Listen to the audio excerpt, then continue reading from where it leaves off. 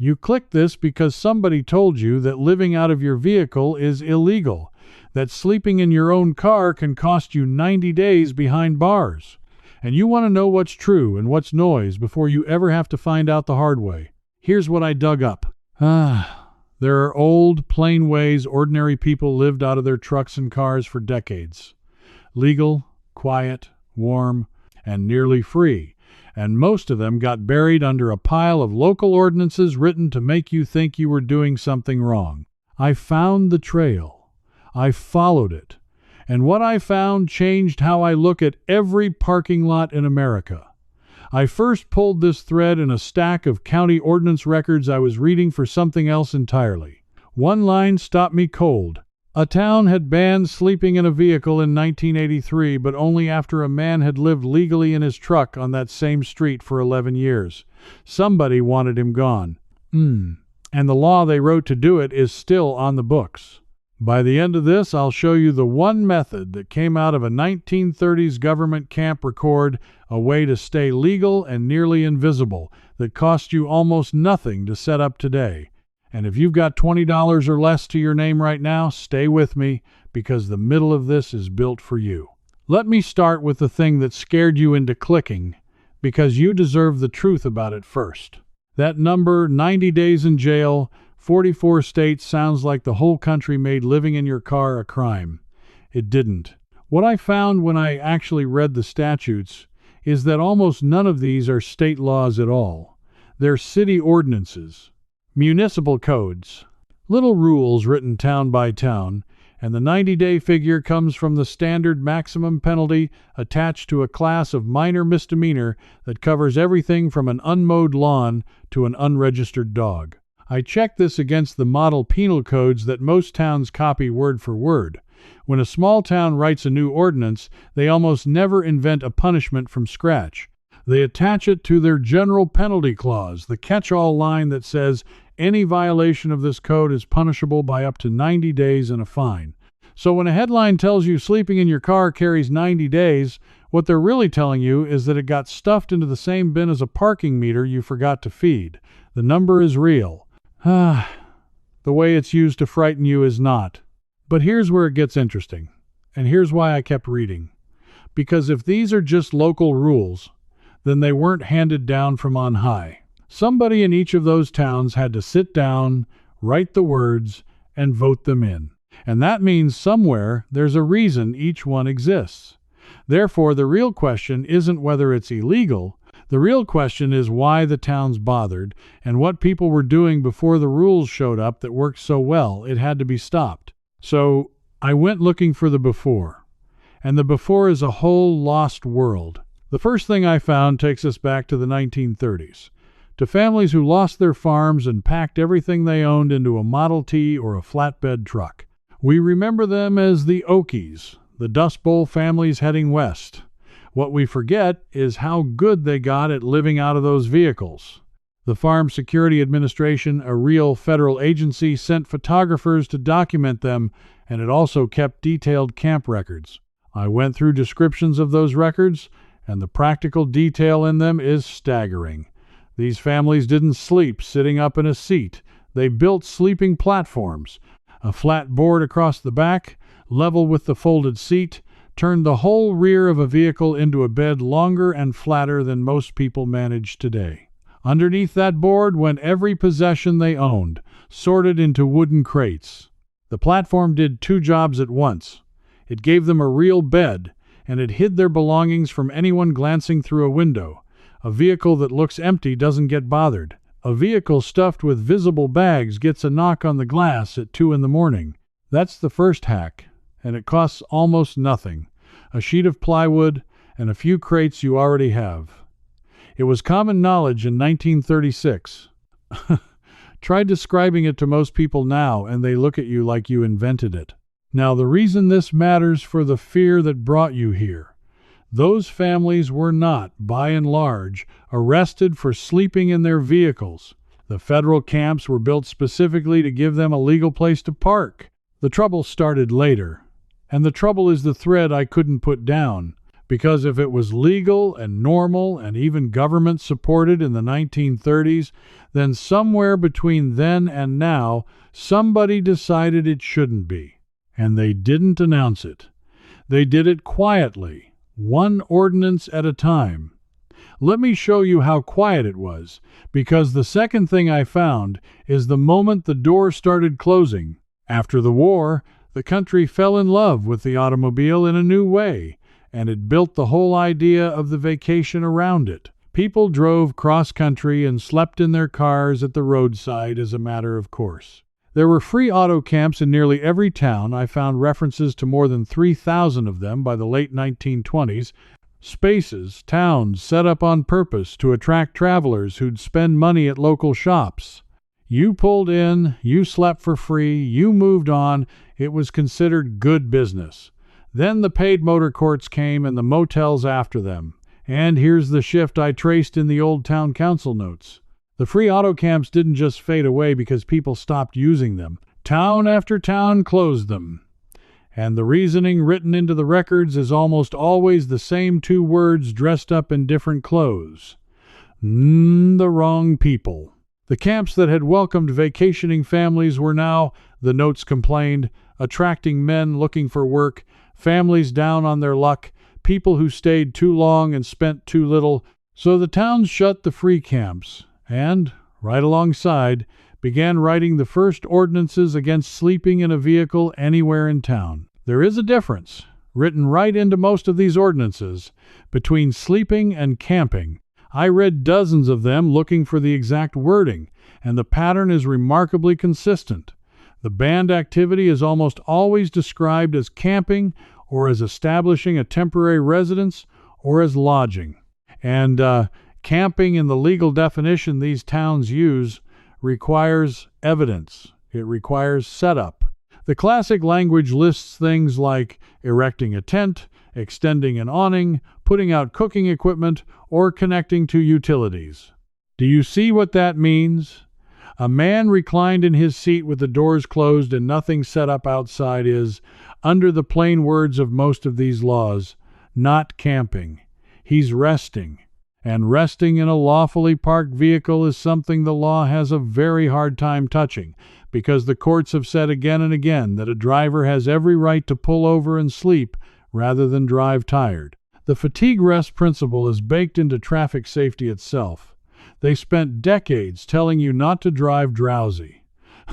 They can't easily turn around and jail you for pulling over to obey them. So the third hack is simply this: nothing outside the vehicle. No chair, no grill, no clothesline, no awning, no cooler on the pavement. The instant something touches the ground outside your door, you've moved from resting to camping in the eyes of the code, and you've handed them the evidence they need. Keep it all inside, keep the doors shut, and most of the 90-day threat evaporates before it ever forms. But knowing what not to do outside only solves half of it. Because the other half of every one of these run-ins is the knock on the window, and I found there's an art to never getting the knock at all. That's where the real old knowledge lives. The people who did this best, for the longest, had a word for it that I kept running across in the traveling worker accounts. They called it being gray. Not hiding, not sneaking, just gray. Unremarkable. The kind of vehicle your eye slides right past. And the whole craft of gray living comes down to a handful of habits that cost nothing and were once passed mouth to mouth among people who had no choice but to learn them. The first habit is arriving late and leaving early. The old rail riding and road working men had a saying about it: you show up after the town's asleep and you're gone before it wakes. A vehicle that appears at 11 at night and is gone by 6 in the morning is never seen by the people who make complaints. And it's the complaints that start almost every enforcement. I read this in the enforcement patterns myself. Officers rarely go looking. They respond, no complaint, no contact. The second habit is covering the glass, but doing it right. The Dust Bowl families hung cloth. Later travelers used cut cardboard. The mistake people make today is a patchwork of towels stuffed against the windows, which screams that someone's living inside. The old way was cleaner. A dark cloth or a fitted panel across only the windows you sleep behind put up after dark and taken down at dawn, with the front windshield left clear or covered with the kind of plain reflective shade every ordinary parked car in America uses against the sun. From outside, at night, a dark vehicle with a sunshade in the front looks exactly like a car whose owner went home. That's the whole point. You're not blocking their view to hide a crime. You're removing the signal that makes them look twice. Now, I promised you something, and here is where I keep it. If you're watching this with almost nothing, if you've got $20 or less and no tools and no idea where to even start, this next part is built for you specifically because the cheapest methods I found were also the best, and that's not an accident. The people who invented them had nothing either. Start with warmth, because that's the one that frightens people most and costs the least to solve the old way. You do not need a heater. You need to understand what those Dust Bowl families understood, that the enemy isn't cold air, it's moving air and lost body heat. The single most effective thing I found, mentioned again and again in cold weather survival records going back over a century, is to make the space you're heating smaller. A whole vehicle interior is too big for your body to warm, so they didn't try.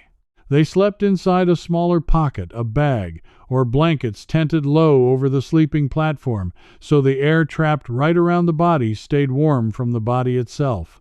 That's the villain I promised you'd meet. And notice it isn't one company or one man. It's a pattern. The moment living out of your vehicle stopped being something tourists did with money to spend and started being something poor people did to survive, the rules appeared. The law didn't care about the act, it cared about who was doing it. Therefore, if you understand that, you understand the single most important thing about staying legal today. It was never really about sleeping. It was about looking poor. And almost every legal method I'm about to show you works by the same principle those Dust Bowl families figured out with a sheet of plywood don't look like what they wrote the law to stop. If you want to go deeper than what I can fit into one video, I put the full system together in 3 books: Poor Man's Edge, Poor Man Advanced, and Poor Man's System. They're the extended trail notes from this same research, the exact ordinance patterns, the old knowledge methods built out step by step, and the complete low-cost setup from nothing to functional. Everything is in the description below if you want to go further. Now let's keep pulling this thread, because the next find is the one that flips the fear completely around. Which brings me to the third find. And this one surprised me because it turns the whole fear on its head. And here's the nearly free trick that stopped me when I read it. Newspaper. Layered newspaper was a documented insulator for the homeless and the poor through the entire Great Depression, and the physics is real trapped air in the paper fibers, slows heat loss, the same way expensive insulation does. A layer of newspaper under your sleeping pad between you and the cold seat or platform cuts the heat the vehicle steals from your body through the surface you're lying on. That surface loss is the one most people never think about, and it's the one that makes them miserable at 3 in the morning. Cardboard does the same job even better. Both are free. Both were common knowledge. Both got laughed out of memory when we all decided poverty was something to be ashamed of instead of survived. For moisture, because a closed vehicle with a breathing person in it turns into a wet, cold box by morning, the old fix costs almost nothing too. Cracking 2 windows on opposite sides, just a finger's width, creates a slow cross-flow that carries your breath's moisture out before it condenses. And to catch what's left, an open container of plain salt or a cloth bag of cheap cat litter will pull moisture from the air overnight. I checked this against how people keep damp out of cellars and gun safes, and it's the same principle, same materials, pennies to do. Now food, still on almost nothing. The thing nobody tells you is that you don't need to cook to eat warm, and cooking outside is exactly what turns your legal rest into illegal camping. So the old road workers didn't cook outside. They used the one heat source, a vehicle always has its own engine, wrapping a wrapped meal against the warm engine block during a drive, a practice with roots going back to the earliest motoring days, will heat food with fuel you were already burning to move.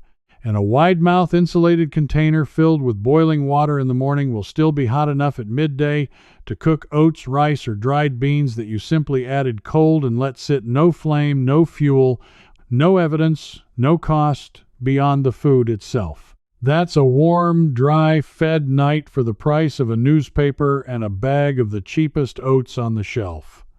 It is not a compromise.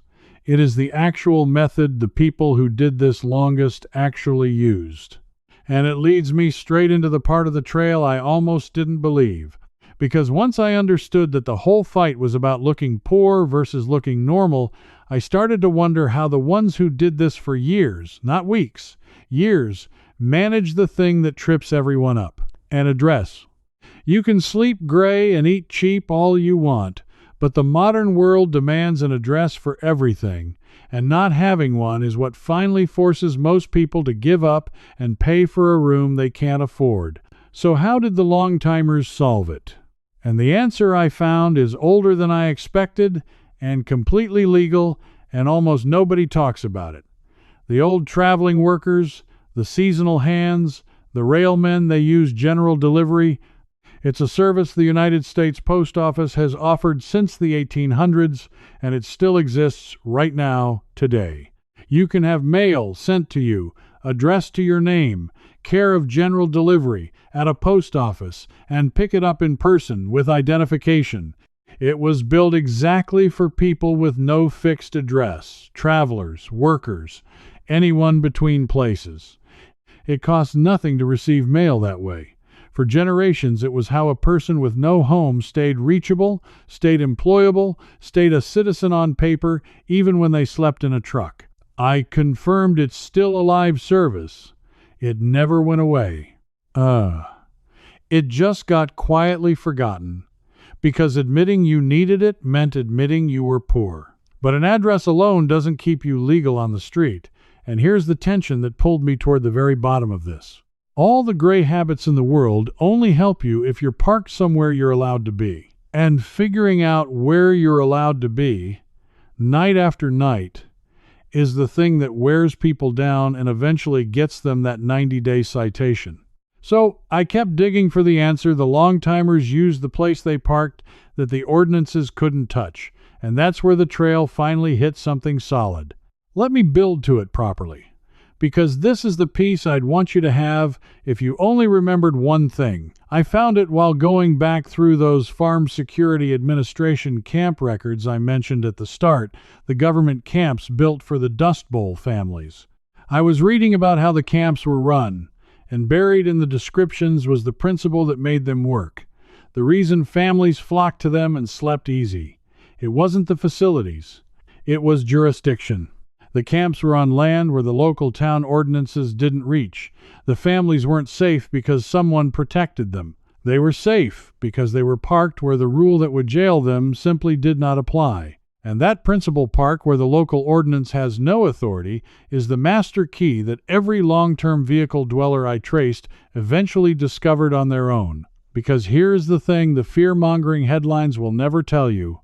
Those 90-day city ordinances are city ordinances. They stop at the city limits. They stop at the edge of private property where the owner has given permission, and most importantly, vast stretches of this country are governed by no such rule at all. I confirmed the biggest one, and it's the finale the whole trail was leading to. The Federal Bureau of Land Management oversees around 245 million acres of public land, most of it in the western states, and on the great majority of it, the law expressly allows what they call dispersed camping, staying on the land in your vehicle, for free, for up to 14 days at a stretch. Not tolerated, not overlooked, allowed in writing as a right of the public on public land. National forests, under a separate agency, allow much the same thing across millions more acres. These aren't loopholes somebody might close. They're long-standing policy on land that belongs, on paper, to you. 14 days, free, legal, no ordinance, no complaint-driven officer, no 90-day threat, because the town rule that carries the 90 days has no power on federal ground. The Dust Bowl families found safety on land the town couldn't touch. 90 years later, the exact same principle is sitting there in the federal land regulations, waiting, and almost nobody living in fear of a parking ticket knows it applies to them. And the beauty of it, the thing that tied the whole search together for me, is how it marries to everything else I found. You use general delivery for your address. You go gray with the newspaper and the cracked windows and the dark cloth. You keep everything inside the vehicle so you're resting and never camping when you pass through a town. And when you want to actually stop and breathe for 2 weeks without a single soul having the authority to knock on your glass, you point the vehicle toward the public land that's been yours the whole time. That's not a hack. That's the way it was always meant to work, before 3,000 towns closed their free camps and wrote the rules that taught you to be afraid. Let me give you the last practical layer, because I don't want you leaving with a principle you can't use this week. You don't have to drive to the desert to use the jurisdiction key.